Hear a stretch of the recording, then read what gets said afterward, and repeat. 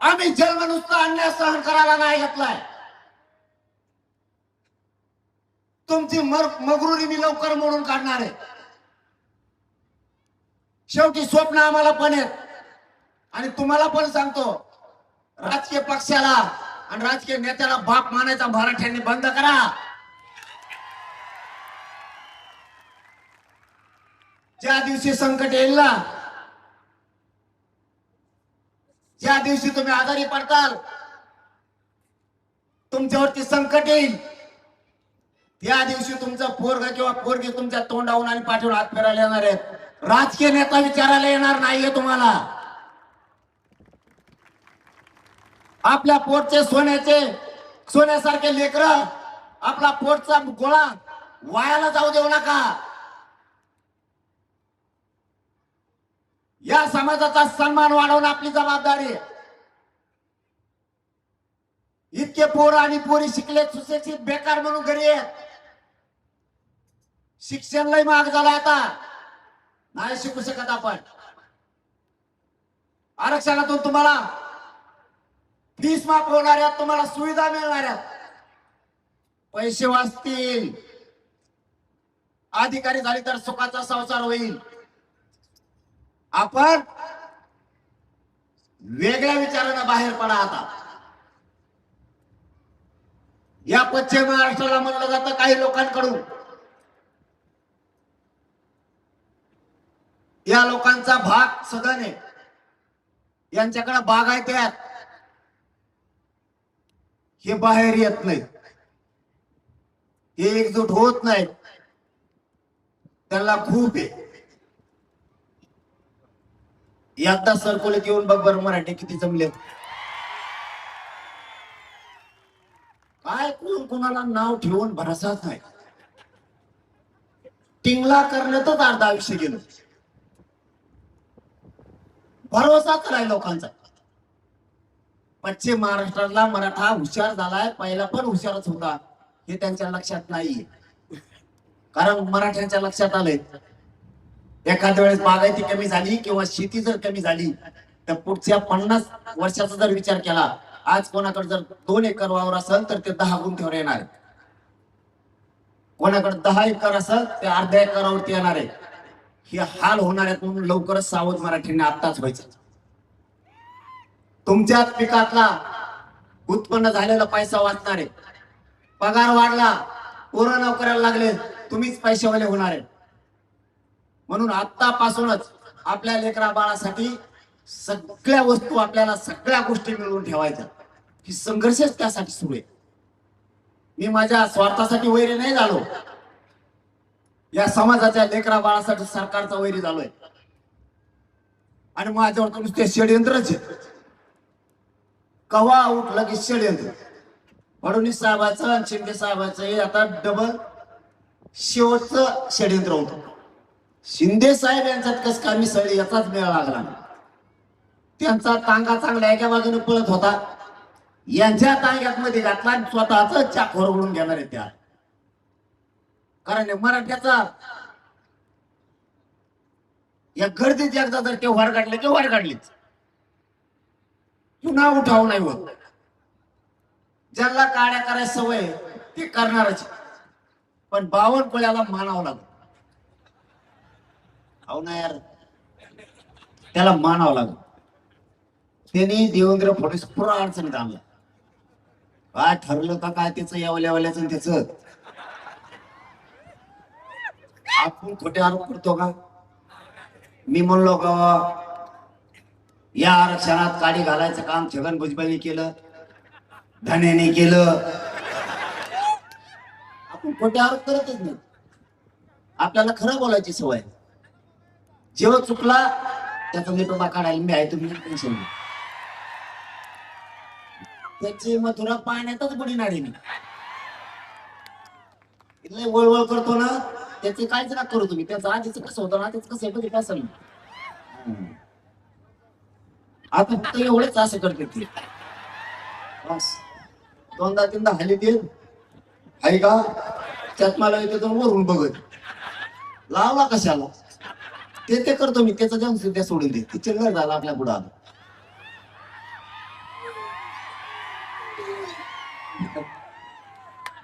मी खोटे आरोप नाही करत कधी. बावनकुळे चूक केली बावनकुळेच म्हणणार, शिरसाटनी चूक केली शिरसाटच म्हणणार, बाकीच्या बळच नावं घेणार नाही. यांना आपल्यात खोडी करायची गरज नव्हती. पण बावनकुळेने एक काम चांगलं केलं, मराठ्यांच्या नोंदी करून मराठ्याच्या नेत्याला खुन्नस दिली. सगळ्या पक्षातल्या भाजप, शिवसेना, राष्ट्रवादी, काँग्रेस, बेसराम सगळ्या पक्षातल्या नेत्याला खुन्नस दिली बावनकुळेंनी. तुमच्या छातीवर नाचून मराठ्याच्या नेत्याच्या तुमच्या मराठ्यांचे प्रमाणपत्र रद्द करू शकतो ही खुन्नस मराठ्याच्या नेत्याला त्यांनी दिली. मराठ्याच्या नेत्याने सुद्धा मराठ्याचं रक्त असल्यासारखं अजिबात वागू नये. एखादा गारीगार ऐकणाऱ्याचं रक्त असल्यासारखं वागावं. बावनकुळेने दाखवून दिलं मी मराठ्यांचं वाटोळं करू शकतो, बरबादी करू शकतो आणि करून पण दाखवतो. छाती ठोकून सांगतोय मराठ्यांच्या नेत्याला, तुमच्या डोळ्यात देखता मी मराठ्यांच्या पोरांच्या अन्नात माती काढली, विष काढलाय म्हणून. पण आमची सगळ्या मराठ्यांचा आग्रह आहे, मराठ्याच्या एकाही नेत्यानं याच्यावर बोलू नये, मजा बघावी. अजिबात बोलू नका. जितकं मराठ्यांच्या लेकीबाळीचं लेकरा बाळाचं वाटलं होईल ते उघड्या डोळ्याने बघा. मराठ्यांच्या तुम्ही पोटी जन्म घेतलाय, इतकं गार रक्त कसं रे तुमचं? तुमच्या डोळ्यात आता एक बावनकुळ्या मराठ्याच्या लेकराचं आयुष्याचं वाटोळं करून जीवन उद्ध्वस्त केलंय. झोपतान म्हणा पाणी पिणे हा ना 2-4 पाजले मग आपण व्यसन तुम्ही हा ना डोकले.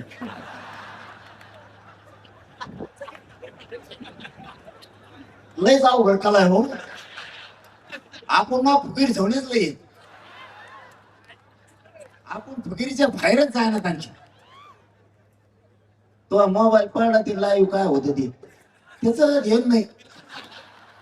बावनकुळ्याचं इंजेक्शन आता त्या बावनकुळ्याला जाणाराचं इंजेक्शन दिल्याशिवाय किंवा बी ठेकायला येत नाही. आपण फक्त मोठ्यापणातून बाहेर आहे. आपली नस लोकांना कळाली, मराठ्यांना काय बोलल्यावरती काय होतं काय माहिती तुम्हाला. बोलू का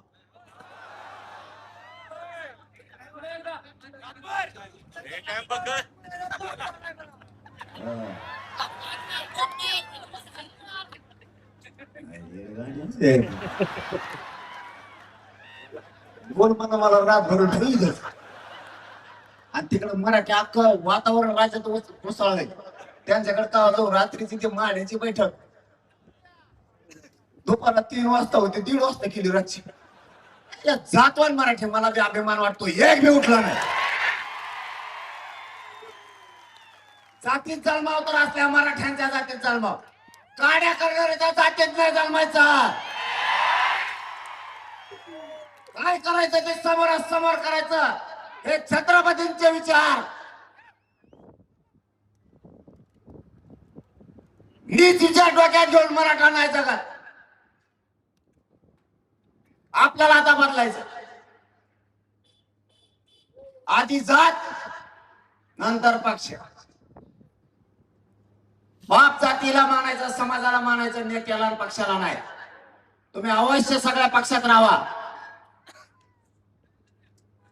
आमचा मराठ्यांचा काही दुमत नाही, पण जातीला जेव्हा संकटात सापडेल त्या दिवशी सगळे मराठी एका जागेवरती जातीसाठी उभा राहिले पाहिजे. तुम्ही कुठं राहा, भाजपात राहा, शिवसेना, राष्ट्रवादी, कुंकर बिरा, काय म्हणणार नाही आमचं. पण ज्या दिवशी जातीचा प्रश्न येईल त्या दिवशी सगळ्यांनी एका बाजूला राहायचं, तरच समाज टिकणार आहे. आता आपल्याला बदलायचं. यार बोल बोल बंद कर ना. हे मागच्याच लय काड्या करतात हमेशा. मग नाही सुमार राहत मला. मग तर मग तुमच्या लेकरासाठी महाजीव चाललाय लेकर सुखी करायसाठी. 3 वर्ष झालं ना घर बघतो ना लेकर मला बघतो. माझ्या समाजाचे लेकर लेकीबाळी कशा मोठ्या होते याच्यासाठी मी आटापिटा चाललेला आहे. कधी मरण मला माहित नाही. मी इतक्या वेदना आहेत मला शरीरात, तरी मी जीवघेणा निर्णय समाजाच्या हितासाठी घेतोच. शेवटी मी मन मोडून टाकली. लाख मेले तरी चालतील पण लाखांचा पोशिंदा जगला पाहिजे. हे मन मी बंद करून टाकलं. लाख मेल्यावर पोशिंद्याला मागं ठेवून काय करतो? हागंदर उठला तुझं त्याला म्हणून एक मेला तरी चालन पण करोड लेकर सुखी झाले पाहिजेत या विचारानं आपल्याला चालावं लागणार आहे. मी माझी जीवाची बाजी लावून संघर्ष करतो. रक्त जातो रात्रंदिवस. समाजाच्या वेदना हलापेष्टा नाही सहमत. एखाद्या 10-5 हजार कमी पडले तर 50 जणांचे उमरेचे जावं लागतात. आपल्या आई बापाला जरा डोके चालवून बघा. मराठी डोके ठेपायला ना झाला. 10 जणांना विचारून व्याजाना पैसे काढून पोरग किंवा पोरगी शिकावं लागतं. आणि नोकरीने लागलं तर उभं आयुष्याचं उद्ध्वस्त होऊन जात. 1% हुकलं तर पोरग घरापर्यंत रडत येत आहे. आपल्यात काही म्हणणारे आहेत का आपल्याकडे भरपूर आहे कधी उडण माहित होणार नाही ले मस्तीत राहू नको. रावण बी असाच म्हणत होता. माझ्याजवळ लय होतो बायको नाही सापडली पोरग नाही सापडलं. मस्तीच्या बाहेर येऊयात युग बदललंय. लोक जगाच्या प्रवाहाप्रमाणे वागायला लागले. आपल्याला पण बदलावं लागणार आहे. लोकांनी आपली नस ओळखली. एक तर आपल्याला चांगलं कोणी सांगत नाही. आपल्याला जुनं आठवण करून देणारी संख्या लय मोठी. बावनकुळ्यासारखी चांगलं कोणी सांगतच नाही. आपल्याला पुरे विचार बदल करावा लागणार आहे. आपल्याला लोक फुगिणारे नाहीये. इथून पुढं मराठींनी फुगायचं नाही. फुगीर वागायचं नाही. पैशावर व्हायचं कष्ट करून मग शांत साथ इन करून गोगल लोन हिंडायचं. रात्रंदिवस आई बापा संग शेतात कष्ट करू लागायचे. मिळाल ती नोकरी करायची लागल ती व्यवसाय करायचा चिकाटी ना करायचा. 2-3 दिवस हॉटेल टाकीत 15 दिवसांनी बंद. गेला म्हणले साहेबाच्या प्रचाराला. पॉम्पलेट चटकायला कोणीच नव्हते. साहेब मायाले परिवारातले जवळचे. साहेबामुळे मला जावंच लागतं. साहेबाची मान खाली होता कामा नाही. आणि याचे आई बापा मेले शेतात काम करू आणि याला साहेबाची मान खाली नेऊन द्यायची. साहेब याला इचिरित नाही. एखादी बारका आम्हाला 100-150 रुपये प्यायला देत असत. त्याच्यावर त्या 150चे सगळ्या गावाला विषय देते. आपल्याला आपल्या विचारात बदल करावा लागतो. कष्ट करायचा शिका. स्वाभिमानी समाज बना. आपल्याला फुगीत येत एखादा आपल्याला पाटील म्हणलं यांनी 150 कप चहा सांगितलं फुगीर जाऊन त्याला म्हणा मुतपी ना तिकडे जाऊन चहा नाही सांगत काहीच नाही सांगत. कवर वायर घालता रे समाज. या माय मावल्याच्या डोळ्यात पाणी आणायचे जबाबदार तुम्ही आहे. यांनी राब शेतात राबवून तुम्हाला मोठं केलंय पैसे कमवले. तुम्ही दारू प्यायला लागलात लोकांच्या मागे हिंडायला लागलात काहीच काम करणार. या माय मावल्याच्या डोळ्यात तुमच्यामुळं पाणी. आपल्या आईच्या बापाच्या डोळ्यात जर पाणी येणार असला तर आपण कोणचं वंशात आणि काम करायची कष्ट करायची लाज काय.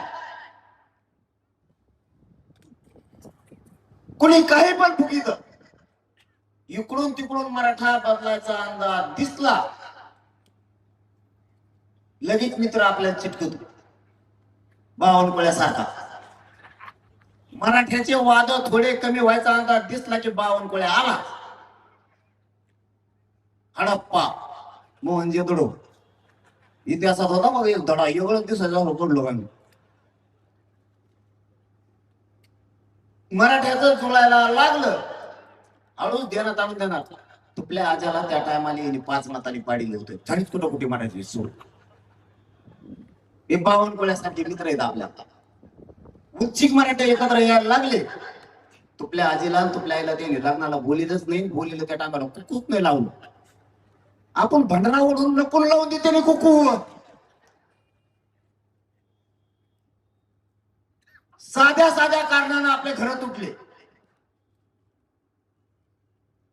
जी बांध फोडायला नाही पाहिजे तोच बांध नेमका आपण फोडणं. 1 एकर जास्त घेणार, बांध फोडून 3-4 लाख रुपये तिकडे घालण्यापेक्षा परत वरून म्हणणार माळावरचं गेलं तरी हरकत नाही, पण याची चिरायचीच. म्हणजे माळावरचं गेलं आणि याचीही जिरली नाही. आपण ज्या खोडी आहेत ना त्या पुऱ्या बंद करा. समाजाला हिताच्या गोष्टी द्या. समाज उंचीवर न्यायचा असला, त्याची प्रतिष्ठा कमी होऊ द्यायची नसली, आपल्याला बदलावं लागणार आहे. एकामेकाच्या बांधा नाही फोडायचे. 5-5 पिढ्याचं वैर झालंय आपलं. बोलाना सुद्धा त्या बांधा पाहिजे. बांधाचे भांडण करायचे नाही. आणि आणखीन एक काम, दारू कुणी पिया जाऊ नका. पिणार काढा नका काही. लय उंगली दांडी मला येड्यात काढी ते. गोड बोलून खाली उतरी ते चला चला थोडं जायचं आणि मलाच भरगडीत येत. आणि बाजूला सारखा सारखा तेच म्हणतात आणि मलाच तोडीत येत. आणि बाजूला सारखा म्हणतात सरके तो कुणाला मला चिवड चिवड बेजार केले. एवढ्या जागेत मग ठोपर मोड होते हा म्हणून ते कोपर हाणतोय ते कोपर हाणतोय काही गुडघ्याने हाणतात असे. आणि परत म्हणतात पाटाला लागून द्यायचं नाही. पाटील आपले आणि खपा खप गुडघे हाणतोय मागून.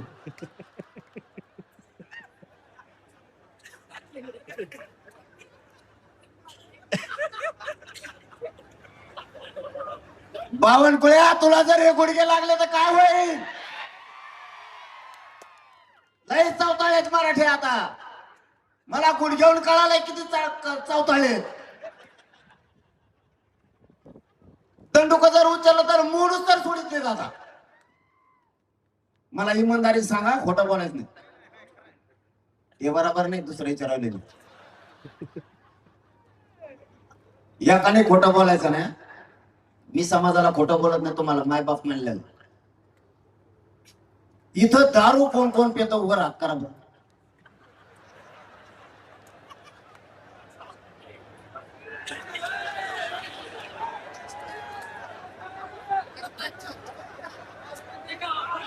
दारू कोण कोण पितं उभं राहत करा.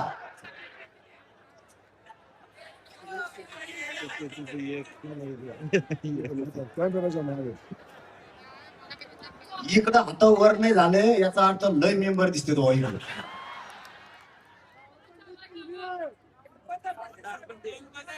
आणि तू कुठून पिऊन आला. आता बंद करायची. हा प्यायचे नाही बाबा. आता नाही हाणायची इथून पुढं. बंद नाही टाकीत पाणी पुन्हा त्याच्यात बंद आजपासून. मागशो एक काम करा गाड्या तुम्ही. हे जर दारू पिले ना यांच्या भाकरीच बंद करून टाकाय. मी तुमचा भाऊ म्हणून तुमच्या मागे भाकरी बंद करा यांच्या सगळ्याच्या. तवाई फेकायला येते. लाजा धरू आपण थोड्या. हे बघा सोन्यासारखे लेकरं तुमच्या घरी आहे. ज्यावेळेस बाप घराच्या बाहेर जातो ना, लेकराला माहित नाही संध्याकाळी येताना बाप कसा येणार. पाहुण्या रावळे लय नाव ठेवतात, आपल्यावर हसणारे लई आहेत. उगाच व्यसनाच्या आधी जाऊन समाज आणि तुमचं कुटुंब नका बरबाद करू. माझ्या काय बापाची पेत नाही येत. तुम्ही तुमच्याच पासून लोक तुटतात. इज्जतीचा पंचनामा करू नका. दारू फिरू ह्या गोष्टी बंद करून टाका सगळ्या. आणि आपल्या महाराष्ट्रातल्या आरक्षणातल्या सगळ्या नोंदी आपल्याला मिळवायच्या. 58 लाख नोंदीचे प्रमाणपत्र घेतल्याशिवाय आता 29 ऑगस्टला माघार घ्यायचे नाही. आणि त्यांच्या नेमकं ते डोक्यात आलंय की यांनी पक्का आरक्षण द्यायचं ठरवलंय. म्हणून हे मागचं 4 दिवस जे 4 नोंदी रद्द केल्या ना, त्याचं मूळ कारण ती. जर 58 लाख नोंदीचे प्रमाणपत्र मराठ्यांना दिले तर 2.5 कोटीपेक्षा जास्त मराठा समाज आरक्षणात जातो. आणि एकदा जर मराठा समाज सुधारला तर जगाच्या पाठीवर प्रगत जात म्हणून फक्त मराठ्यांची असणार आहे. यांना 58 लाख नोंदीचे प्रमाणपत्र मिळू द्यायचे नाहीत. याच्यासाठी गैरसमज मराठीत पसरला. पण खरंच मी पण नशिबाने, मराठा समाजही नशिबाने, नियती आपल्या मराठा समाजाच्या बाजूने होती म्हणून जमलं. यांनी 4 नोंदी रद्द करून मराठा समाजात गैरसमज पसरला की हे प्रमाणपत्र टिकणार नाहीये, त्या नोंदी टिकणार नाही. यांनाच माहित होतं की हेच पक्का आरक्षण आहे. 150-200 वर्षापूर्वीच्या नोंदी त्या रद्द नाही करू शकत. कारण स्वातंत्र्यपूर्व काळात जे कोणाची जात जनगणना नोंदली होती त्यावेळेस हेतू नव्हता. या हेतूमुळं ही जात लावत आहोत असा स्वातंत्र्यपूर्व काळात हेतू नव्हता. जी रियालिटी होती, जी सत्यता होती ती मांडली गेली होती. आता हेतू आहे त्यावेळेस कुणबी नोंद केली गेली. पुढे जाऊन आरक्षण मिळणार आहे कोणालाही माहित नव्हतं. ज्या ज्या जातीची जात लिहिली त्यांनाही त्या काळात माहित नव्हतं की पुढे गेल्याच्या नंतर आरक्षण मिळणार. सारा वसुलीकरणाच्या कारणानं ज्या त्यावेळेस शेती कसणाऱ्याकडं त्या कुणबी लिहिलं जायचं, म्हणजे सारा वसूल करायला त्यांना सोपं जायचं. म्हणून यांच्या डोक्यात आलं 58 लाख नोंदी म्हणजे मराठ्यांचं पक्का आरक्षण. आणि मी मात्र ते पक्क देण्यासाठी लढतोय. मग यांच्यात चलबिचल सुरू झाली. शेवटचा डाव काय टाकायचा तर मराठ्यात गैरसमज पसरायचा. कारण लाखो पोरांनी पोरीने ऍडमिशन कुणबीतून घेतले. त्यांच्यात गैरसमज झाला पाहिजे की जरा आता ऍडमिशन गेलं, नोकरी गेली, आता करायचं काय. पुरा समाज टेन्शन मध्ये आणायचं ठरवलं होतं. परंतु नियती मराठ्यांच्या बाजूने होती. मला कळालं 52 कोळ्यांनी पत्र काढले नोंदी रद्द करावं. मंत्री संविधानाच्या पदावर बसल्याचा असल्याच्या नंतर कायद्याच्या चौकटीत मंत्र्यांनी काम करायचं असतं. कशाच्या बद्दलची इन्व्हेस्टमेंट आपण करून देतो याच्याकडे बारकाईने लक्ष ठेवावं लागतं. आपण कायद्याच्या चौकटीत बसलो, आपण कायद्याच्या पदावर बसलो म्हणून कसलाही निर्णय घ्यायचा नसतो. मूर्खातला मूर्ख मंत्री सुद्धा मराठ्यांचे प्रमाणपत्र रद्द करा म्हणून लिहून देऊ शकत नाही, पत्र नाही काढू शकत. एवढी तरी आम्हाला मराठ्याला 52 कोळ्या अक्कल आहे. मला कळालेले पत्र दिले, म्हणलं पत्र इकडे घे. आता अधिकाराची गोची अशी झाली, पत्र देवा तर सरकार आहे पलीकडून, नाही देवा तर ह्यो चित्र प्राणी ह्यो काय बोलून भरोसा नाही. कारण मी जातीसाठी कोणत्याही टोकाला जाऊ शकतो. माय बाप जातीच्या लेकरा बाळासाठी कोणत्याही टोकाला जाऊ शकतो. पत्र दे म्हणलं, वाक्याचं शहाणपणा करू नको. त्या उपजिल्हाधिकाऱ्याने बेन देऊन टाक. त्याला वाटलं आता जे होईल ते होईल. तिकडून 52 कोळ्या धोशी तू, इकडून मी ये. मराठीच्या पोटे जर पिसाळे कुठं रेटायला बसले, गल्लीत कुत्रं नसतं का एखादा पळायला लागतं, मागून पोरं गोटे घेऊन पळत येत, आपोआप हागत होते. तसं त्याला आलं टेन्शन. आता काय होईल माहित नाही. पत्र माई बापा हातात लागलं, त्याच्यावरती त्यांनी स्पष्ट लिहिलंय, या ज्या कुणबी नोंदी आहेत ना या 5 दिवसाच्या अवैध करण्यात यावं. का रे बाबा, माझ्या लेकराचं वाटोळं करायला निघालं तू? काय केलं माझ्या गरीबाच्या लेकरांना? सोन्यासारखे लेकरं आमची हत्येच्या काळजाच्या पोरं तुम्ही कार्य खचवायला लागला. तुम्हाला कुणी अधिकार दिला आम्हाला बर्बाद करायचं? इतका जातीवादी 52 कोळ्या असं कधी वाटलं पण नव्हतं.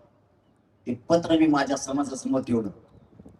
दुसरी गोष्ट हाती लागला, सरकारी दप्तरात घेतलेली निर्णयाची प्रत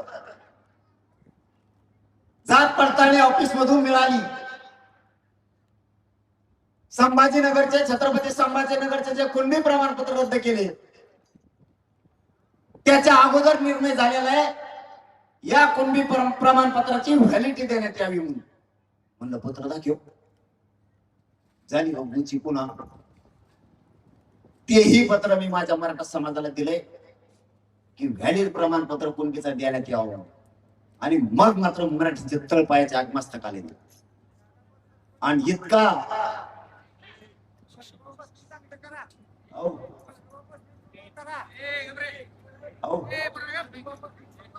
खंडोबापासून भैरोबापासून काही यार बसून द्या ना, ते लागत त्याच्यात एक एक तुला माहिती राहून राहून ते पण ती 50 जणांना एकटा भेदन करतो काय अवघड. शेजारचे परेशान झालेले असतात अर्धे वासाने आणि अर्धे त्याच्या शाप होऊ तिले मी बेकार असतो. जा म्हणल्यावर तर जास्त ऍडवून करते त्यामुळे जा म्हणू नका तुम्ही देण देऊ नका. दोनही पत्र आपल्या हाती लागले आणि मराठ्यांच्या लक्षात आलं खरं असून सुद्धा रद्द केलं जात आहे. माय बाबा मी तरी काय करू. तुम्हाला खरं आरक्षण दिलेलं असून सुद्धा सरकार दबावपोटी जर रद्द करणार असलं तर तुम्हाला सरकारचा बाप व्हावा लागेल. तेव्हा टिकल नाही तर कधीच मराठ्याला मोठे नाही होत. कधीच नाही. तुमचं सत्य असून जर जात आहे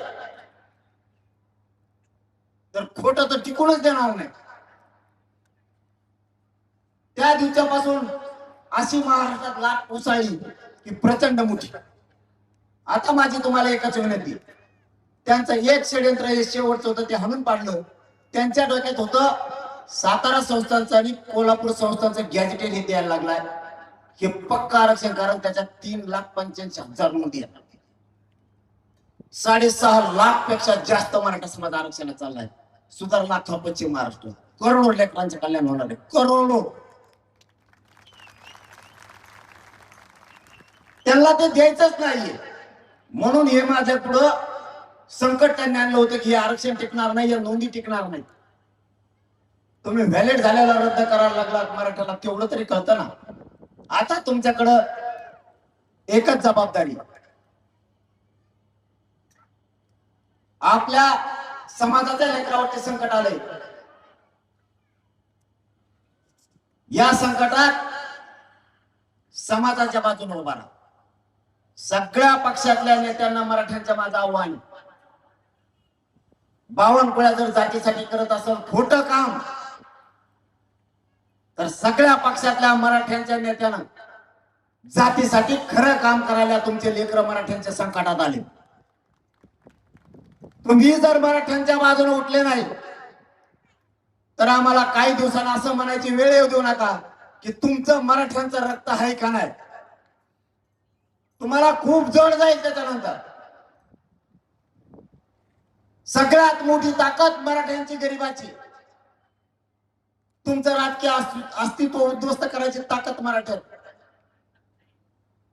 हे जे मंत्री जाणून बुजून करायले यांच्या माग सगळ्या मराठ्यांच्या नेत्यांनी लागलं पाहिजे. खोटं तुमच्या डोळ्या व्यक्त करायला लागला तुम्ही गप कसकाच बसला. आणि जरी हे गप बसले तरी महाराष्ट्रातल्या मराठ्यांना सांगतो आपल्या लेकराचं आपल्याला वाटलं होऊ द्यायचं नाही. 29 ऑगस्टला आंदोलन उभा केलंय. आंतरवालीला शेवटचं निर्णायक आंदोलन करायचं, एकही जी.आर ठेवायचा नाही, एकही प्रश्न शिल्लक राहता कामा नये. 58 लाख नोंदीचे प्रमाणपत्र घ्यायचे, त्याशिवाय सरकारला सुट्टी आंदोलनात द्यायची नाही. सातारा संस्थान, कोल्हापूर संस्थान, पुणे आणि औंध या 200-250 वर्षापूर्वीच्या नोंदी आहेत. याचे जी.आर काढून तातडीने लागू करायला लावायचे, त्याशिवाय माघार घ्यायची नाही. हैदराबाद गॅजेटियरनुसार सगळे प्रमाणपत्र मराठवाड्याला घ्यायचे, त्याशिवाय सुट्टी द्यायची नाही. महाराष्ट्रातल्या मराठ्यांच्या पोरांवरती जे केसेस झाले त्या सगळ्या मागे घ्यायला लावायचे, तसे शब्द आहेत त्यांच्या आपल्याला. यांनी कळीचा मुद्दा एक काढलाय. मराठ्यांच्या पोरांना उद्योजक करायचं ठरवलं. अण्णासाहेब पाटील विकास महामंडळाच्या माध्यमातून पोरांना फायदे द्यायचे आणि व्यवसायाकडे वळायचं हा जाणीवपूर्वक कट रचून घाट घातला गेला. लाखो पोरांनी कर्ज उचललं. आज व्याज परतावेच मराठ्यांच्या पोरांचे येत नाही, त्यांचे शिवील खराब व्हायला लागले, नरड्याला फाशी लागली त्यांच्या. सगळ्या पोरांचे व्याज परतावे घेतल्याशिवाय यांना आता सुट्टी द्यायची नाही. सगळे पोरं मोकळे करायचे. ओबीसीच्या सगळ्या सोयी सुविधा घेतल्यात आपण जी आर काढू. पण राज्यात शिकणारे पोरं, देशांतर्गतचे जेवढे पोरं पोरी आहेत, यांना वैद्यकीय पासून सगळ्या क्षेत्रातले सोयी आणि सुविधा आणि सवलती देण्याचा निर्णय आपण त्यावेळेस करायला लावला, पण लागू केला नाही. राज्यातल्या सगळ्या पोरांना सुविधा आणि सोयी द्यायच्या ठरवल्या. एकही प्रश्न सारथीपासून ईडब्ल्यूएस पर्यंत ठेवायचा नाही. आपल्या मराठ्यांचे पोरं आणि पोरी एसीबीसीतून आणि ईएसबीसीतून नोकऱ्याला लागले होते. कोणी पीएसआय झालं होतं, डीवायपी झालं होतं, काहींच्या उपजिल्हाधिकारी म्हणून निवड झाल्या होत्या. या कुठल्याही लेकराला आपल्या घेतलं नाही. आपले अधिकारी झाले असते लेकर. ईडब्ल्यूएस मधून त्या सगळ्या पोरांना बाहेर काढले. आपल्याला समाजाच्या बाजून लढायची सवय लावा लागणार आहे. एका जागेवरती बसून समाजासाठी हिताच्या गोष्टी करणं आपल्याला जरुरी झालंय. आपण जर प्रत्येक गोष्ट सहज घेत गेलो तर मराठ्यांचे पोर आणि पोरी संपायला वेळ लागणार नाही. ईडब्ल्यूच्या माध्यमातून जेवढ्या निवडी झाल्या, समांतर आरक्षणातून जेवढ्या निवडी झाल्या, हे सगळे काम करून घ्यायचे. आपल्या समाजाच्या अधिकाऱ्याला कधी बढती मिळत नाही, त्याला कधी केंद्रीय कॉलेज मिळत नाहीये. आता मात्र मराठ्यांच्या माग ठेवायच्या नाही. सारथी स्थापन केली गेली, त्याचे 1554 अभ्यासक्रमच मराठ्यांना लागू केले नाही. बोलायचं एका भाषात, काम करायचं दुसऱ्या दिशेनं. निवळ आणि निवळ मराठ्यांच्या पोरांची फरफट या सरकारने जाणून सुरू केली. या सरकारबद्दल आम्हाला आशा 100% लागली होती. आता मराठ्यांच्या पोराचा, लेकरा बाळाचा घात होणार नाही. पुन्हा हे त्याच रस्त्यावरती आले. आता मराठ्यांपुढे चलू द्यायचं नाही. यांच्या डोक्यातलं हवा पहिली काढायची. यांच्या डोक्यात हवा आहे आम्ही बहुमतात आहेत, आमचं काही होत नाही. यांना आता दाखवून द्यायचं. कारण यांना शेतकरी कदारलेत, मुसलमान कदारलेत, मायक्रो ओबीसी पण कदारला. यांनी धनगराचा वाटोळा करून टाकला. 15 वर्षाला आरक्षण देतो म्हणलेत. बंजारा समाजाचा कार्यक्रम केलाय. शेतकऱ्यांचे सुद्धा प्रश्न मार्गी लावलेले आणि आता मराठ्याला सुरुवात केली. त्याला हे गोष्ट मराठी आता आपल्या मराठा समाजाला हे खेटलेतच. यांना आता दाखवून द्यायचा. यांचा एक शब्द आहे, सत्य पुढे शानपण चालत नाही. यांना आता दाखवून द्यायचं आणि पुऱ्या जगानं मराठ्यांचा हेवा घेतला पाहिजे की मराठ्यांपुढे सत्याचा शानपण चालत नाही. मुंबई सारखं यांना करायचं. आता दिल्ली काय आला रे, तिसरं चुकरून काढिता तुम्ही काहीतरी. मग माझ्या बोलत होते त्याचा ध्यानातून मग मी तिसरं सुरू करतो. एक जण भुस्कल म्हणताय मुंबई, एक जण म्हणताय दिल्ली. एकदाच मुंबईला तर मग काय बेंदूर झाली मग मला माहिती. कोण कोणाच्या काड्यावर खेळत आहे, कोण झोके बांधले. त्या अधिकारी यायचं मायापाशी आणि ते म्हणायचं वय एक बोलू का, म्हणलं बोलवा. ते मला ते पोराने झोके बांधले. म्हणून झोके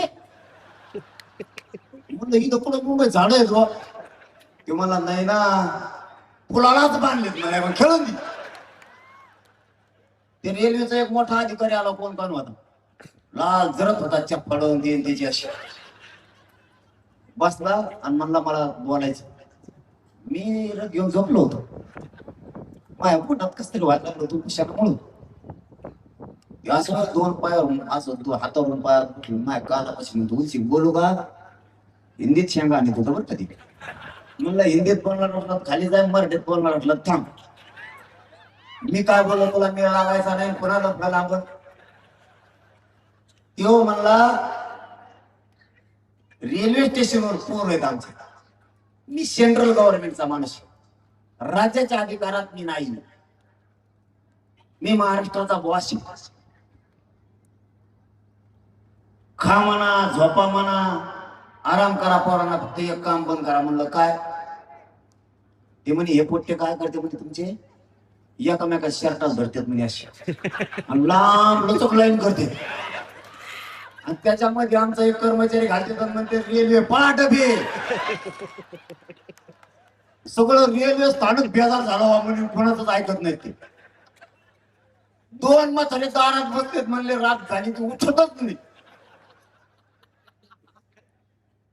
एकदाच मुंबईला गेले, शपथ सांगतो तुम्हाला, खोटं बोलत नाही, ते पोलिसाचा गाडा असतो ना, तो पळवतो मला पहिल्या मध्ये झाला होता चाका होईल वाचतो. ते म्हणायचं आमच्या गाड्या घेऊन पळत येत, म्हणजे ते पळवतच कस काय? पण ते म्हणजे त्याला चाक असते. मला काय पोट्टे द्या रे. नुसते मराठे मुंबईत घुसले तर 8 मंत्री मुंबईत बाहेर होते हो. मी मला वाटतं सावरगाव मध्ये का कुठं तरी सांगितलंय, मुंबईतले 8 मंत्री गेले होते. मी परवा सांगितलं. यांच्यात अंतर्गत ठरलं होतं, अजितदादा, शिंदे साहेब आणि फडणवीस साहेब, हयात नसणाऱ्या माणसाबद्दल माणसाने कधी खोटं बोलू नये. दादा समजा आपल्यात नाहीये. यांच्यात ठरलं होतं की दौरे सगळे रद्द, कोणीच दौऱ्यावर जायचं नाही. सगळ्या मंत्र्यांनी मुंबईत आंदोलन आहे तोवर मराठ्याचं थांबायचं, यांचं ठरलेलं अंतर्गत. मला झालं माहित, मायरोधी मराठ्याचे मंत्री आमदार प्रेम करणारे.